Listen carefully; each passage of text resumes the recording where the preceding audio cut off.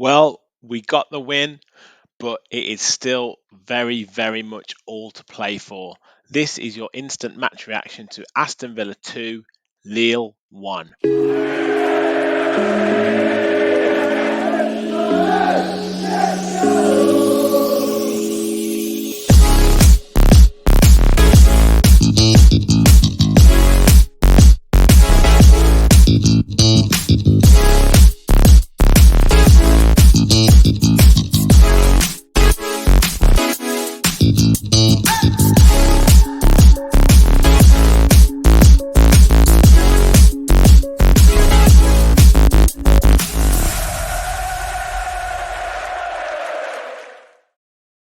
Hello and welcome to the Villa Park podcast. It's me, Rich, and I am back with your instant match reaction to Aston Villa 2, Lille 1 in the first leg quarter-final of the Europa Conference League. And just about got the job done, but it is definitely not going to be easy in the second leg. Lille are a very, very good team. Before we get into the details of the game, please hit that like button.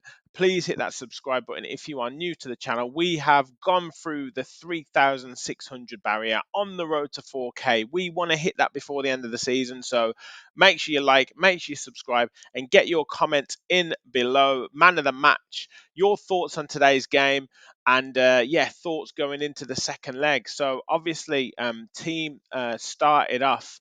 Emi Martinez in goal, Luca Dean, Pau Torres, Diego Carlos, and Ezri Konsa across the back.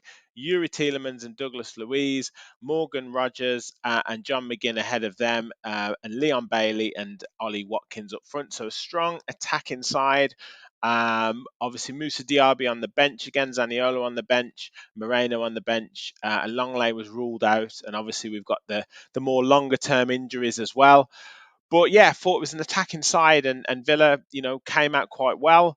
We knew we were going to be facing a decent side in Lille, and we knew, both teams good on the ball, both teams like to pass the ball around. But yeah, I thought Villa started off pretty well, and um, we get our kind of, I guess, customary early goal. We'd almost had a couple of chances before the goal, one or two opportunities where we could have passed it before maybe the shot. Or maybe just a little bit slow to pass Morgan Rogers looking lively, Leon Bailey looking lively as well, and Ollie Watkins, as always, looking lively. But it was a corner in the 13th minute that played in by John McGinn. Really good blocking by Morgan Rogers to block off the defender, causing a free header for Ollie Watkins. Heads it down and bounces up into the roof of the net. And it's 1-0, 13 minutes gone. But Lille looked very, very threatening, and you could see the gaps in our midfield and also the kind of gaps in the back. And Diego Carlos and Pau Torres at the moment just don't seem to be quite on the same wavelength. Ezri Konsa is looking like a centre back playing at right back. I think that's the best way to describe him. He looks like he's doing a job, but doesn't look comfortable at the moment. And there was for whatever reason, we just look a little bit disjointed, and you can see that we're missing that Kamara on top form, where he would drop in and cover, because Louise at times was scared to tackle. Tielemans isn't the greatest at tackles, tries to intercept, but not great at the tackling. And they're both not the strongest. And Carlos likes to try and intercept or try and anticipate, and sometimes he gets that wrong and leaves big holes at the back. But thankfully, we have the world's number one goalkeeper, and he stood tall on a number of occasions in that first half, saving two really important 1v1 chances to keep us 1-0 up at the break. We were looking threatening as well. Again, Morgan Rogers bursting through, almost played in Ollie Watkins on one occasion, did actually play him in on another. And Watkins did a nice little step over, reminiscent of the West Ham goal. Tries to hit it with his left foot into the roof of the net, but just gets it the other side of into the side netting. And one or two other kind of openings, opportunities where we're looking threatening, but we went in at halftime 1-0, knowing that if we did kind of up it a little bit, you could see that we would get more goals. That being said, Lille again, as I said, look really threatening on the break, and thankfully we had Emi Martinez in goal to kind of save us. But early in the second half, again, a really good opportunity, really nice play. Watkins getting the ball, laying it off to Leon Bailey. He hits a smart left-footed shot. Keeper saves it. But you could see that we were kind of turning up the heat a little bit. And on the 56th minute this time, again, a set piece, a short corner this time, short corner from Louise to Bailey. He holds onto it and then quickens it up and actually slips as he plays it to the edge of the box. But it turns into a perfect pass for John McGinn, who curls it with his left foot along the floor straight into the bottom corner. The keeper's got no chance. Very, very similar to his goal against Chelsea last season, but this was more on the floor. And you're thinking, right, 2-0 up, brilliant, 56 minutes. And then the Aston Villa from Brentford turns up again. And I don't know what it is at the moment, but that mental fatigue, that mental pressure when we go 2-0 up seems to be weighing heavily on the players' shoulders. And almost instantly, that 60th minute, Lille almost strike back. They did actually have the ball in the net. Gabriel Goodmanson, again, ball on their right hand side, our left hand side, and they'd made a substitution of Yaziki. And he came on and he made an instant impact down their right hand side. Luca Dean, struggled at that, but the ball comes in from their right hand side, our left hand side, over and a deep.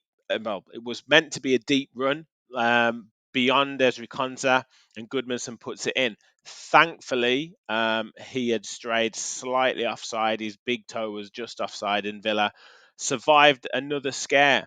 And you're thinking, right, just settle it down, nothing silly, and we tried to kind of manage the game, and it was a little bit better. We had one or two set pieces, maybe could have extended our lead, but gradually more and more Lille came into it. I must say we should have had a penalty, an absolute blatant penalty. Ollie Watkins, fairly early on in the second half, is just about to shoot, and their midfielder comes in and absolutely takes him out as he's going to shoot, and the referee just says no penalty.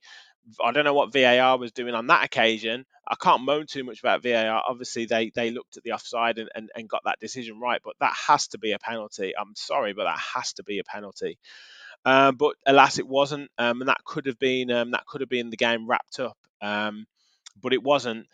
And yeah, again, we look vulnerable off set pieces, or where we can score off set pieces, we look equally as vulnerable. And a couple of near post corners this time, and Emi Martinez again to the rescue, making a couple of really good saves to block or to kind of um, parry away a couple of flicked shots from Lille, but you could almost sense the goal was coming.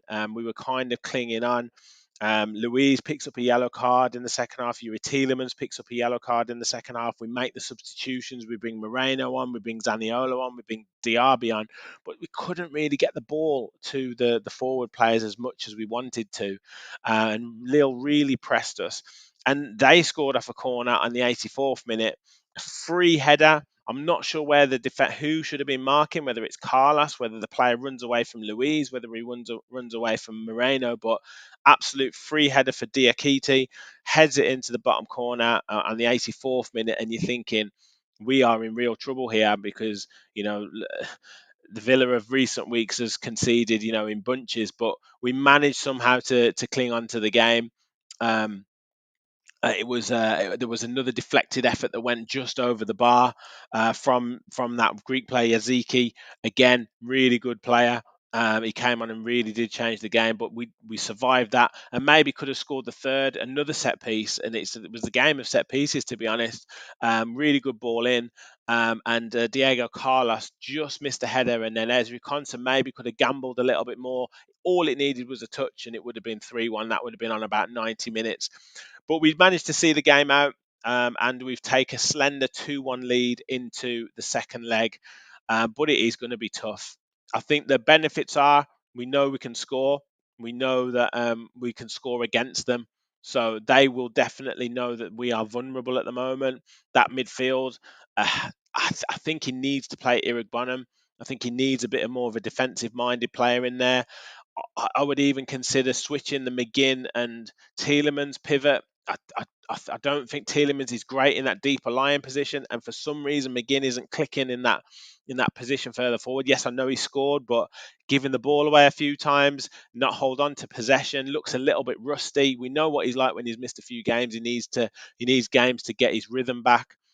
And Louise is, I think he's running on empty at the moment. So we need some legs in that midfield. We really, really do.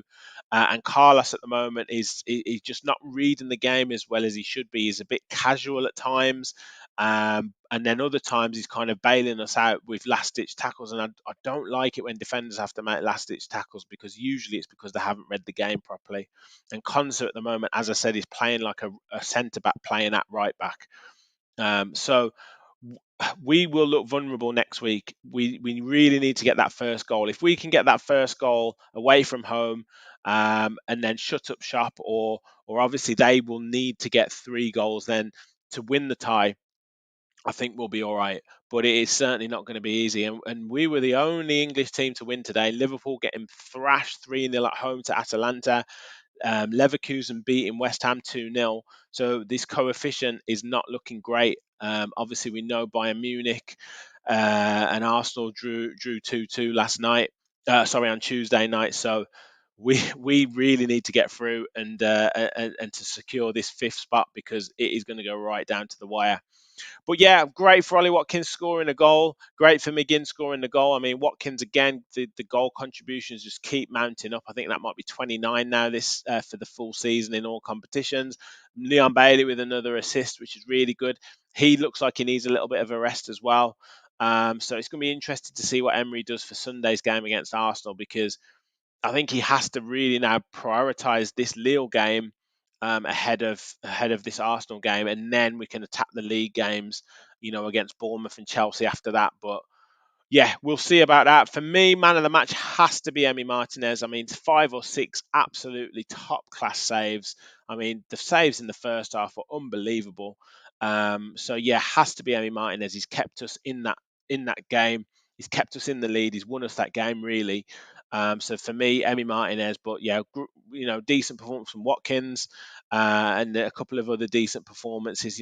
Fairly solid from Pau Torres, I thought. And I thought, Morgan Rogers in flashes, particularly in that first half, looks good. I just want to see him maybe increase his fitness, increase his consistency a little bit more. But yeah, for me, Emi Martinez. But you guys let me know your thoughts in the comments.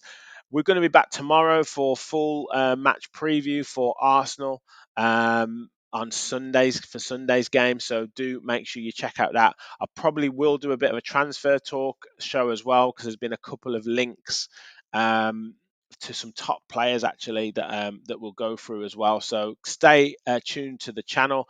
Make sure you hit that like button. Make sure you hit that subscribe button. Help us to continue on our road to 4K.